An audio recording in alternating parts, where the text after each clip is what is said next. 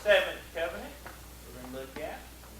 We kind of near the end of them. The seventh covenant, the Davidic covenant. So we'll start verse 4. We'll read just a few verses here. It says, it came to pass that night that the word of the Lord came unto Nathan, saying, Go and tell my servant David, Thus saith the Lord, Shalt thou build me an house for me to dwell in? Whereas I have not dwelt in any house since the time that I brought up the children of Israel out of Egypt, even to this day, but have walked in a tent and in a tabernacle. In all the places where I have walked with all the children of Israel, spake I a word with any of the tribes of Israel, whom I commanded to feed my people Israel, saying, Why build ye not me an house of cedar? Now therefore, so that thou shalt say unto my servant David, Thus saith the Lord of the hosts, I took thee from the sheepcote, from following the sheep, to be a ruler over my people Israel. And I was with thee whithersoever thou wentest, and have cut off all thine enemies out of thy sight, have made thee a great name, like unto the name of the great men that are in the earth. Moreover, I will appoint a place for my people Israel, and will plant them, that they may dwell in the place of their own, and move no more. Neither shall the children of wickedness afflict them any more as before time. And as since that time I commanded judges to be over my people Israel, and have caused thee to rest from all thine enemies, also the Lord tells thee that he will make thee an house. And when thy days be fulfilled, and thou shalt sleep with thy fathers, I will set up thy seed after thee, which shall proceed out of thy bowels, and will establish his kingdom. He shall build an house for my name, and I will establish the throne of his kingdom forever. I will be his father, and he shall be my son. If he commit iniquity, I will chasten him with the rod of men, and with the stripes of the children of men. But my mercy shall not depart away from him, as I took it from Saul, whom I put away before thee. And thine house and thy kingdom shall be established forever before thee. Thy throne shall be established forever. According to all these words, according to all this vision, so did Nathan speak unto David. So there we have the Davidic covenant. So we see that, of course, verse 16 is where that starts.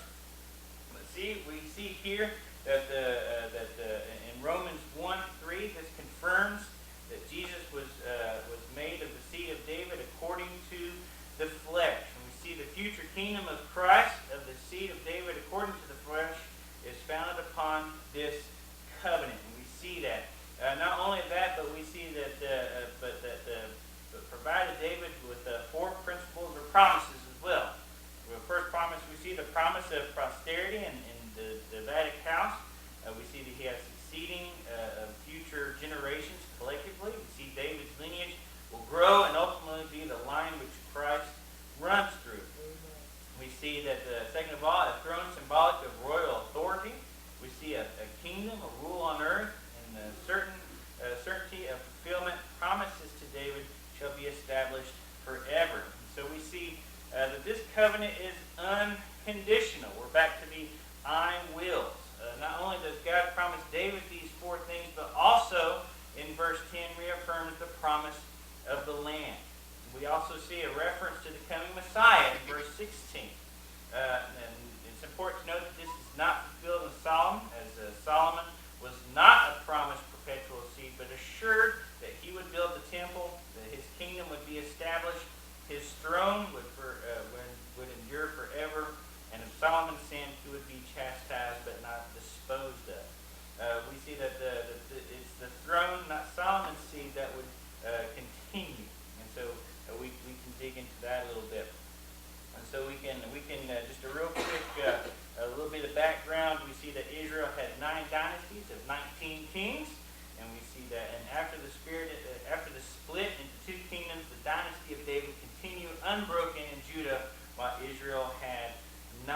We see the northern kingdom of Israel lasted just over 200 years before being conquered and taken into exile by the Assyrians, and they never returned. And it's known as the lost 10 tribes of Israel. We can see that. I'm not going to try to pronounce any of those because I would butcher them very badly. But we see the southern kingdom of Judah lasted slightly over 300 years before being conquered by the King Nebuchadnezzar and the Babylonians. kingdom and remnant was allowed to return and resettle Jerusalem. We see during Ezra and Nehemiah, after the Babylonians were conquered by the Persians under the Cyrus the Great, their descendants are known as the Jews of today. We see the southern kingdom of Judah had one dynasty, it was David, with a total of 19 kings. And so we see that the throne of David and Solomon has been established. Again, the throne was not Solomon's seed, and so we see that it shows the accuracy of this prediction. Now let's look at the throne versus the seed here. We see that Jesus was born of Mary, who was not of Solomon's line. We can see that in Jeremiah 22:28-30. He was a descendant of Nathan, who was a son of David. Joseph, husband of Mary, was descended from Solomon, and through him the throne legally passed to Jesus. And we can see that in Matthew 1:6-16. In contrast to the irrevocable promise of perpetual fulfillment made to David, Solomon illustrates the conditional character of the Davidic covenant as applied to the kings who followed him. Unlike Saul, now in disobedience, if disobedience came from David's descendants, they would be chastised, but not have their mercy taken away. We can see that back in those few chapters or those few verses. Here we see two types of judgment. We see judgment within the family of God and judgment of the wicked. We see within the family of God is remedial. And so we say we go and we sin as a believer. I mean, we all fall sometimes, but God the Father, like every good father, will give you a chance to confess and bring that to Him. And He's like, He knows what you did. You might as well just go and confess it anyway, because He already knows. It's like if I go and break a window with a baseball bat, my mom saw me do it. She knows I did it. She's like, just come and tell me that you did. You'd be all right. So it's the same way. And so she gives me a chance to come and say that I'm sorry. So you can come to God the same way, and you can cry out, Abba, Father, which is Dad. Dad, I'm sorry, I messed up. We can do that. We can do it. We can say, Dad, I messed up. I'm sorry. Please forgive me. He will, but you still have to face the consequences of your sin, even though you've repented. We can see David and Bathsheba. When David repented of that sin, yet still had to face the consequences of it, but he was forgiven.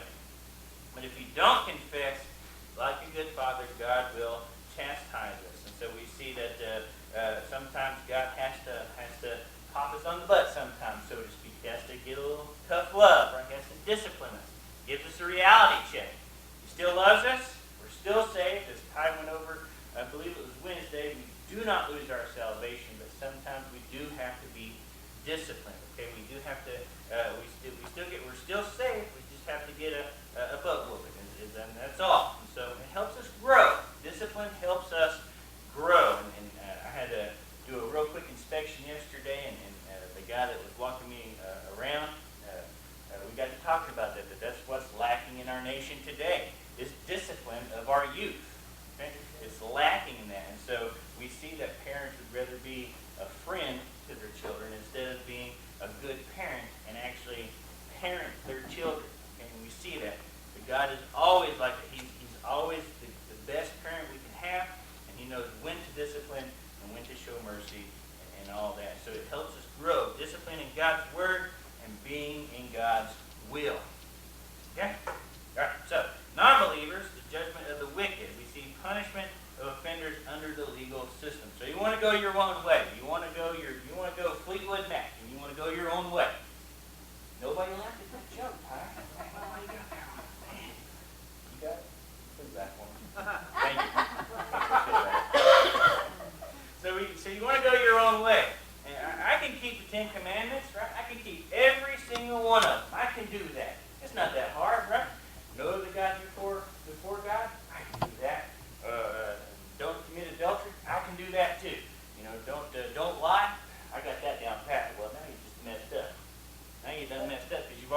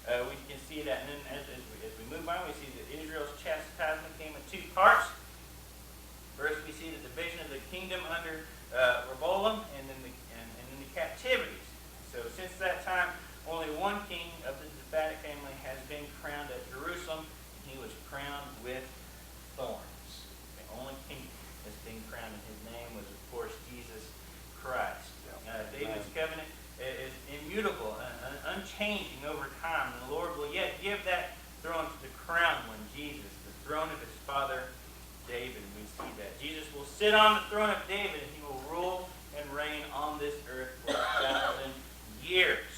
So all this talk about the earth being destroyed, or whatever it is, the earth is, we've only got 12 years before global warming destroys us all. It's not going to happen, because Jesus is going to rule and reign on this earth, this very earth in Jerusalem. He will sit on the throne of David for 1,000 years. Yep. So I'm not worried about the earth being destroyed. I'm not worried at all that the earth is going to perish, because Jesus hasn't come back yet. He has not set up his millennial kingdom yet. And the Bible tells us point blank, he will rule 1,000 years. He will rule on this earth for 1,000 years. So when we see that, the earth being destroyed or whatever, God's not done with this earth yet. He is not done with it.